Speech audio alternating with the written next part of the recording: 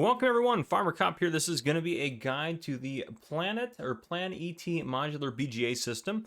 So there's a lot to this pack. It really isn't that complicated, but it seems like it might be, it can kind of come off as being a lot or seeming like there's going to be a lot going on to it when you first take a look at the pack and all the different pieces. But we're just going to kind of boil it down to be really simple so you can kind of understand if you want to use it and what you need to know if you're going to use it. So first we're going to go through what all the buildings are here, what they do, and then we're going to go into detail about what they do and why that matters and how to kind of adjust things as needed. So again, I just have everything placed down, but we're just going to go through it all real quick. And you don't need all of this to make this work. You can choose different pieces as we go through, and I'll kind of explain that as we go through here. So starting off down here, we have our bunkers. So there are 3 bunkers. They're small, medium, and large. We'll come to that piece there in a second. But the small, medium, large bunkers here, what they're going to do, they're going to intake manure, silage, and cut beets. And basically, they're going to make a version of that is going to be transferred to your fermenters later on. So they're just making fermenter versions of those products. And there is a flow chart on the mod hub. If you look at this mod on the mod hub, there's a flow chart that works through all this. And again, this is also for all platforms. I should note that as well right at the start. But there's a flow chart that kind of shows you how this all works. But again, we're going to cover it all anyway. So we're going to go through that. Then this guy, as mentioned, down here. So again, those 3 right there, the bunkers, you only need one of them. They're going to input manure, silage, and cut beets. That's where you're putting your products into your BGA. And they're going to output stuff that's basically just another version of it that's going to get sent over to the fermenters, which we'll go over in a second. This guy right here is basically the same thing as your bunker, except this is the central slurry storage. There's only one available, one size available. The intake is slurry, and all it does is either puts the slurry that you put into it either to fermenters or to a liquid fermenter. So and you can choose that, and we'll cover kind of what that means or why you'd want to go one way or the other here. Then if we come over here, we have our fermenters. So there are 4 fermenters available here. So starting from the far left, we have the fermenter 100. Then we have the fermenter 200 right here. So 100, 200. This is the fermenter 300, then 400. They all do the exact same thing. They just have different speeds or different production speeds associated with them. So going through them, they intake the silage, manure, and chop beets that are from those bunkers. So those fermenter versions that are from those bunkers get moved over to these guys right here. And I'll show you guys how to do all that again in a little bit here. And then they're going to output raw methane I should say raw methane, and they're either going to output raw methane in addition to what's called storable fermentation residue, which is basically digestate. It just doesn't have that name yet. Or fermentation residue, which is going to go into the secondary fermenter. So if you have a secondary fermenter, you'd want it to output fermentation residue. If you don't, then you just want it to do the digestate and raw methane as opposed to the raw methane and the fermentation residue. Now, the benefit of doing a secondary digester, which we'll talk about more in a little bit, is you kind of get more out of it. So basically, it's taking your product and fermenting it twice, so you're going to get a little bit extra out of it and make a little bit more money from it. Now, down here, we have the liquid digester. The intake for this is the liquid fermenter slurry. So again, that slurry that's in there can either go to this liquid fermenter or one of these fermenters. If you set it to go to the liquid fermenter, this is where it's going to go. And again, there's only one size here, and your output's going to be raw methane and digestate, or basically it's called storable fermentation residue, which is going to later turn into digestate. So that is how these work here. Now, basically, in terms of what you need, you have to have a bunker and you have to have one of these fermenters. That's all you need so far. The liquid process here is completely optional. If you wanted to do slurry, you can even do slurry and then have it to go to one of these fermenters. You don't necessarily have to have it go into here as well, which is really nice as we take a look further. Now, the secondary fermentation process, these secondary fermenters here, we have the 140K, the 200K, and the 300K.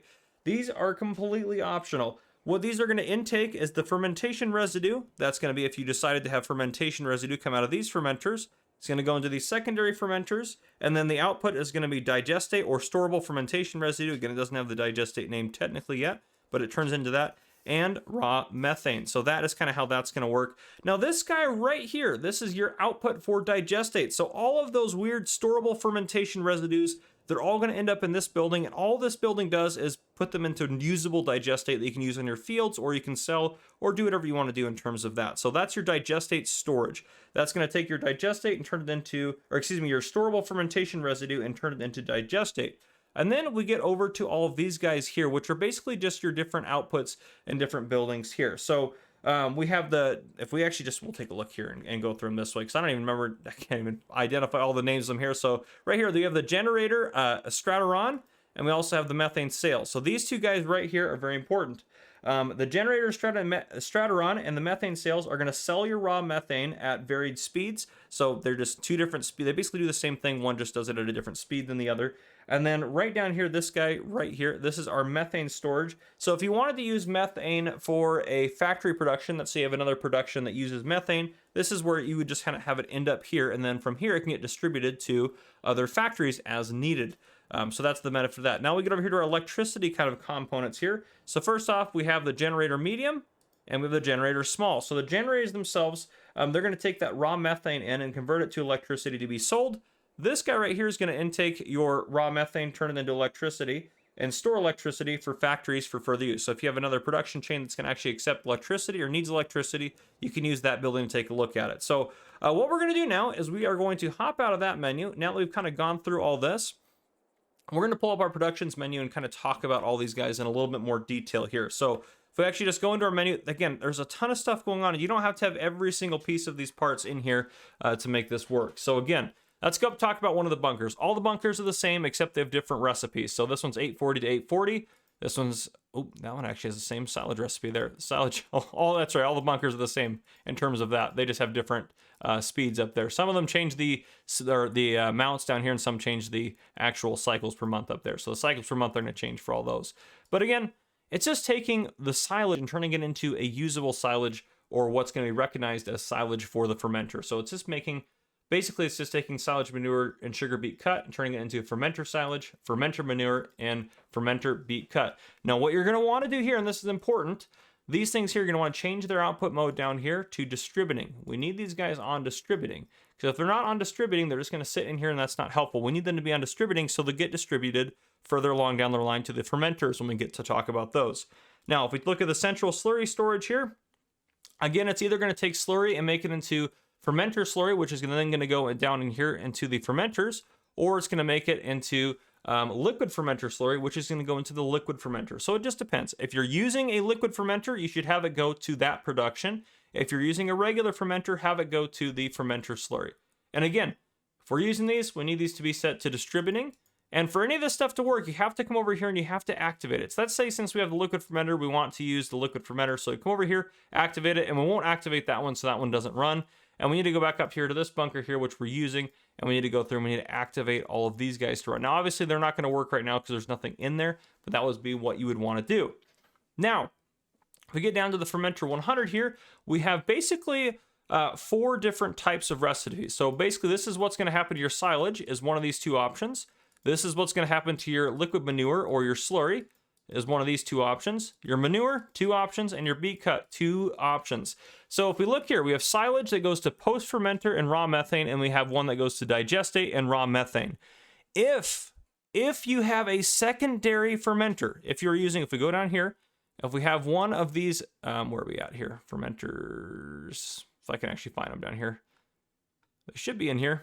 Fermenter for liquid digester. Yeah, here we go. Secondary digesters. If we have our secondary digesters and we're going to use those, you should put it to post-fermenter for any of these. And again, they're all the same. It's just different cycles or different rates here. So you can see the recipe doubles. The cycles are actually also going to go up quite a bit as well. So you're going to be even better off with the bigger fermenters. But yeah, so if you have another fermenter, you want it to go to post-fermenter. I can't talk anymore. Post-fermenter and raw methane. So it's going to produce raw methane and post-fermenter from that silage, from that fermenter silage, which we get from up here. And I know it seems like a lot, but honestly, it really does function like a big or a normal BGA. It just, there's more steps involved, and it allows you to kind of maximize and adjust your profit how you want and how you want it to run, which is really cool. So again, if you have another fermenter, the secondary fermenter, use the post-fermenter raw methane. So that's, since we do have that, we'll activate that. We'll activate that for all of ours here, coming through here, just to activate them. Again, you have to activate them. Now, if we go over here, what that's going to make is it's going to make this post-fermenter residue. It's not going to make any fermentation residue, which again, I talked about a little bit there. It's going to make the fermentation residue. It's not going to make any of the storable fermentation residue. This stuff is just going to get turned into digestate. So that's all that does. So this right here, you can see it's getting the storable fermentation residue and raw methane. That's because we don't have a secondary digester. So we're basically just producing digestate and raw methane, which we'll talk about what's going to happen to those in a little bit here. So, but again, we have the post-fermenter, so we're going to have it set to here because we're going to make more money off of this if we have the post-fermenter. So it's going to get fermentation residue and raw methane. That's going to get, we need again, over here, we need to set these to distributing. So everything moves further along the line. We're not ready to sell anything or do anything else with it. We don't want to store anything. We want it all set to distributing and all activated. Now, if we go down here, liquid digester, we'll come back to that actually in a second. So secondary digester, that fermentation residue, it's going to come into here and it's going to make raw methane, and now it's going to make digestate as well. And again, change these to distributing, boom, and then we're going to want to activate this as well so it actually works. So that fermentation residue is going to come in here from your first digester. It's going to make more methane because it already made methane already, and then it's going to make storable fermentation residue, which is digestate.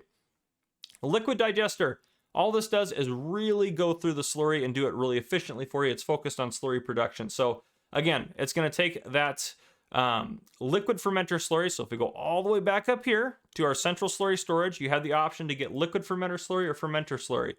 We chose liquid fermenter slurry because we have a liquid fermenter. If you didn't, you just want to do fermenter slurry and then have it move down to your fermenter. But ours moved down here to our liquid digester. So 2,000 of the again, the liquid fermenter slurry is now going to get turned into raw methane and storable fermentation residue, which we know as digestate. So those are both set to storing. We, again, going to want to change those to distributing so they go further down the line as needed. So the raw methane will get sold eventually as it gets to the correct facility, and the storable fermentation residue will get distributed to the appropriate facility as well. Now, if we keep going down, we have the central digestate storage, which all this is, again, I talked about it. It's just taking that storable fermentation residue, and for a 1-to-1 ratio, it's just giving you digestate. This is just where you're going to have digestate available to be able to use. Now we come down here to our electricity and methane productions, essentially down here. This is where we're actually going to make money from our process here. Now this is where you would actually, by the way, on the central digestate storage, you would want to leave that on storing because it's not going to go anywhere. Unless you want it to get sold, you could change this to automatically sell all your digestate if you just wanted to get money from it. They're not going to make as much as if you sold it yourself. And if we have it at distributing, it will go to further along the production chain. If you have a different facility that does accept digestate, then we'll move it to there. But you can just leave it on storing if you'd like to. And again, we do need to activate this to get it to actually work. So let's talk about methane first here. So the sellable methane, or the generator Strateron, and then the methane sales, these both basically just at 2 different rates are going to take your raw methane and make it into methane for sale, and it's going to get sold off. No big deal. There's not an output out here. You don't have to do anything other than activate these guys so they actually run for you. Then we have the methane storage. If you have stuff coming in here, the raw methane is going to get turned into regular methane, then it's going to get stored here, which again, you'd want to set this to distributing if you want this to go further along on your factories here and you want to activate it as well. The only reason to use this really is if you want to sell your methane by yourself, if you had a mod installed that allowed you to transport it or whatever the case may be. You could transport it and sell it yourself, or if you had a factory that required methane, you could use this to move it further along in the chain. Now, if we go down here to our electricity, it's all pretty much the same. These two, the generator small and medium, they're just taking your raw methane and turning it into electricity, which is going to be sold for a profit. All you have to do here is activate these guys. Factory power, set this to distributing or selling or whatever you want, but this is basically just to take your raw methane, make electricity. Again, you'd have to activate it as well, and then have that go to a factory if you had a factory that required electricity. Now, I know that was a lot of information and I fumbled over a little bit of it. I apologize. I had notes here that I was trying to follow as best I could. So hopefully I covered everything. If you have any questions, let me know down in the comments down below. Follow that flow chart as well that's on the Mod Hub regarding this. But hopefully that kind of gives you guys some help in terms of using this mod. It's not as complex as it sounds. It's basically just drawing out the BGA process to be a little bit longer and to be able to kind of adjust it as you want to see fit and build your own BGA based on how you want your BGA to run, which is pretty cool. So there you go. If you guys enjoyed this video, please drop a like down below. If you haven't already, hit that subscribe button up on the screen to join the Farmer Cop channel and turn on your notification bell so you don't miss any future videos I may post. This has been Farmer Cop. Thank you guys for coming and for watching.